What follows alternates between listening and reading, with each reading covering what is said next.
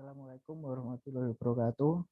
Saya Rohmanjar Bayu Septian dari Peminatan K3. Hari ini saya akan mempresentasikan tugas PPT Tanggap Darurat P3 bab 2 dari buku Keselamatan Kebakaran. Regulasi terkait keselamatan kebakaran telah dikembangkan di Indonesia dalam sejumlah undang-undang, peraturan menteri, serta peraturan daerah. Selain regulasi yang telah ditetapkan oleh pemerintah, Badan Standarisasi Nasional juga mengeluarkan Standar Nasional Indonesia (SNI) yang terkait keselamatan kebakaran. SNI telah menetapkan sejumlah pedoman tentang kebakaran yang diadopsi dari standar internasional. National Fire Protection Association atau yang disingkat NFPA merupakan institusi di dunia yang mengeluarkan berbagai standar untuk keselamatan kebakaran. Petunjuk praktis ini dikeluarkan oleh Health and Safety Commission (HSC) dan disetujui oleh Sekretaris Negara Inggris. Buku ini berisi tentang pedoman praktis terkait pemenuhan terhadap regulasi. Regulasi ini berawal dari buku tahun 1992 yang berstatus statuta sebagai implementasi dari European Framework Directive of 1989. Regulasi ini salah satunya mengatur keselamatan kebakaran secara detail diikuti dengan petunjuk praktis untuk melaksanakannya. Regulatory Reform Fire Safety Order atau yang disingkat RRFSO yang dikembangkan pada tahun 2005 mulai berlaku 1 Oktober 2006 yang pada saat ini berbagai regulasi terkait kebakaran diatur kembali. RRFSO membahas ketentuan keselamatan kebakaran untuk seluruh bangunan non-domestik dan merupakan legislasi utama untuk keselamatan kebakaran di Inggris, Skotlandia, dan Irlandia Baru. International Building Code merupakan standar internasional yang disusun untuk desain dan instalasi pada sistem gedung yang dapat memberikan perlindungan bagi masyarakat termasuk aspek keselamatan dan kesehatan. Standar ini memberikan regulasi minimum untuk sistem gedung yang berbasis preskriptif based dan kinerja perform based. Australia menerapkan standar mengenai keselamatan kebakaran pada gedung dalam Building Code Australia yang dikembangkan oleh The Australian Building Codes Board atau ABCB. Dewan ini menetapkan perjanjian bersama antar pemerintah yang ditetapkan atas nama pemerintah Australia dan pemerintah negara bagian Australia serta kementerian teritorial terkait bangunan gedung. Tujuan penyusunan BCA adalah memberikan standar yang konsisten, standar minimum keselamatan dan kesehatan yang terkait kebakaran, termasuk keselamatan konstruksi dan bangunan di seluruh Australia. Isi BCA terdiri atas petunjuk teknis untuk desain dan konstruksi bangunan dan struktur lainnya, yaitu resistensi bangunan terhadap api, akses dan jalur evakuasi, peralatan dan layanan, efisiensi energi, serta aspek keselamatan dan kesehatan kerja pada gedung. Pada bulan Desember 1994, ABCB mengeluarkan draft yang pertama untuk BCA Perform Based. Standar keselamatan kebakaran ini meliputi standar fire precaution secara umum dan kewajiban apa saja yang harus dipenuhi oleh para stakeholder yang terkait untuk melindungi pihak-pihak yang menjadi korban atau yang disebut relevant person. Pada kejadian kebakaran, standar keselamatan kebakaran ini juga mengatur siapa saja pihak yang bertanggung jawab, responsible person, bila mana kejadian kebakaran terjadi.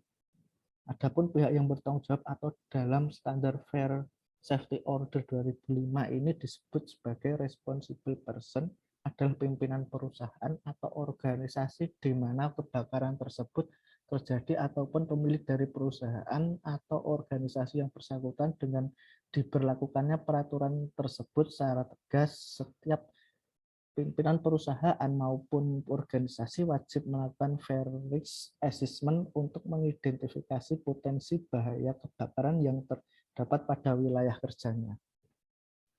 Adapun elemen-elemen fair precaution yang diwajibkan pada Fire Safety Order 2005 adalah sistem deteksi kebakaran, rute emergensi, jalan keluar darurat atau emergency exit, pemeliharaan, maintenance, dan upaya mitigasi. BOCA merupakan organisasi nirlaba yang beranggotakan para profesional dan berfungsi untuk menyusun regulasi terkait desain dan konstruksi bangunan. BOCA sendiri juga berfungsi untuk memastikan bahwa faktor kesehatan masyarakat, safety, dan welfare atau kesejahteraan penduduk diperhatikan dalam mendesain dan membangun sebuah gedung. BOCA sudah mempublikasikan beberapa buku yang berjudul BOCA National Code yang berisi standar-standar detail mengenai aspek-aspek yang harus diperhatikan dalam konstruksi bangunan. Misalnya saja, dalam mendesain sebuah tangga harus diperhatikan ketinggian, jarak antara anak tangga, ketebalan tangga, dan juga pegangan handrail yang sesuai dengan jenis tangga untuk memastikan bahwa keselamatan pengguna dapat terlindungi. Dalam BOCA National Code juga dijelaskan mengenai desain konstruksi bangunan secara umum, sistem mekanikal pada bangunan atau gedung, pencegahan kebakaran, serta sistem konservasi energi yang dapat diterapkan pada desain bangunan. Selain mempublikasikan buku, BOCA juga merilis berbagai panduan terkait desain dan konstruksi bangunan. Pemerintah Selandia Baru menetapkan standar keselamatan dan kebakaran di gedung yang dikenal dengan NZ Building Code untuk memastikan bahwa desain bangunan Selandia Baru aman dan sehat bagi penduduknya. NZ Building Code ditetapkan pada 14 Februari 2014 dan dilakukan beberapa amandemen yang ditetapkan pada 14 Agustus 2014. Tujuan dibentuknya NZ Building Code adalah untuk memastikan bahwa setiap komponen sistem yang diaplikasikan pada bangunan dan gedung, seperti instalasi aliran listrik dan mekanik sesuai dengan standar keselamatan dan prosedur. Selain itu, NZ Building Code juga berfungsi untuk memastikan bahwa setiap orang yang berada di lokasi gedung dapat menyelamatkan atau melarikan diri apabila kebakaran terjadi, termasuk orang-orang dengan disabilitas. Selain menetapkan standar dan prosedur keselamatan dan kebakaran gedung, NZ Building Code juga menyediakan metode verifikasi untuk mengecek apakah desain dan konstruksi bangunan sudah sesuai dengan standar dan prosedur yang ditetapkan.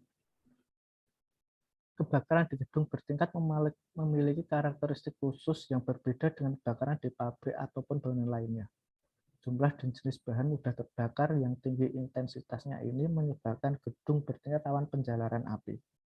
Dalam bukunya yang berjudul Petunjuk Praktis Manajemen Kebakaran, Suherman Ramli 2010 menjelaskan bahwa secara umum kebakaran pada gedung bertingkat disebabkan oleh faktor teknis yang berkaitan dengan instalasi listrik, mesin atau peralatan listrik, serta pembangkit tenaga lift dan elevator. Berbagai bahaya kebakaran yang ada menyebabkan gedung bertingkat harus dirancang dengan prinsip pertahanan diri self-defense. Computerized Fire Safety Evaluation System atau yang disingkat CFSES merupakan sebuah perangkat lunak komputer untuk mengevaluasi resiko kebakaran pada gedung berdasarkan metodologi evaluasi dalam NFPA 101A, Guide to Alternative Approaches to Life Safety. CFSES merupakan pengembangan dari NFPA 101A yang berfokus pada standar pengenalan bahaya kebakaran di gedung perkantoran. Metode ini bertujuan untuk mempermudah pembuat kebijakan dan regulator untuk menilai dan menentukan kesesuaian dan pemenuhan keselamatan kebakaran gedung terhadap standar yang berlaku, yaitu NFPA 101 Life Safety Code. Akan tetapi, program CFSES ini belum menggabungkan metode perhitungan bahaya kebakaran dengan elemen resiko kebakaran untuk dapat menghasilkan analisis resiko yang menguntungkan. Menurut NFPA 101A 2013, evaluasi CFSES pada sebuah gedung dilakukan dengan cara membandingkan nilai yang didapat berdasar hasil penelitian dengan nilai standar yang harus dipenuhi sesuai dengan NFPA 101 Life Safety Code. Dalam CFSES terdapat 12 parameter keselamatan untuk menilai keselamatan bangunan gedung, yaitu konstruksi, segregasi bahaya, bukaan vertikal, sprinkler, sistem alarm kebakaran, pendeteksi asap, interior finish, pengendalian asap, akses keluar, jalur evakuasi, koridor atau kompartemen, dan pelatihan tanggap darurat. Cukup sekian presentasi dari saya. Kurang lebihnya saya minta maaf. Assalamualaikum warahmatullahi wabarakatuh.